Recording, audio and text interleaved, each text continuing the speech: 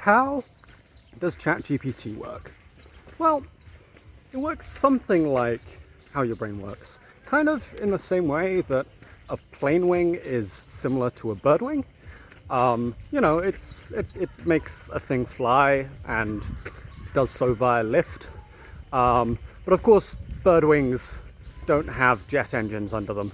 So we probably want to look a little bit closer at how large language models work, which large language models are basically the drivers of the modern AI boom. And the way they work is, if you imagine I give you a sentence, the cat sat on the, your brain kind of auto-completes it with Matt, right?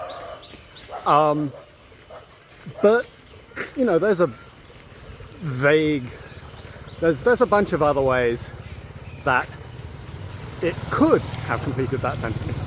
The cat could have sat on the desk, it could have sat on the floor.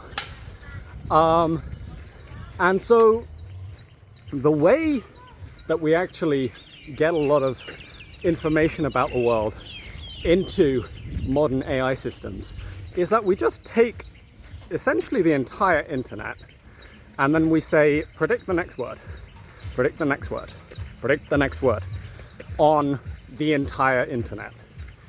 And over time, because it's kind of built in a way that is very, very loosely like the brain, it is able to learn what the next word is probably going to be. And then it starts forming human-like sentences. And human-like sentences reflect how the real world works. And so it has to learn how the real world works. And that's worked surprisingly well. And so that's more or less how ChatGPT works.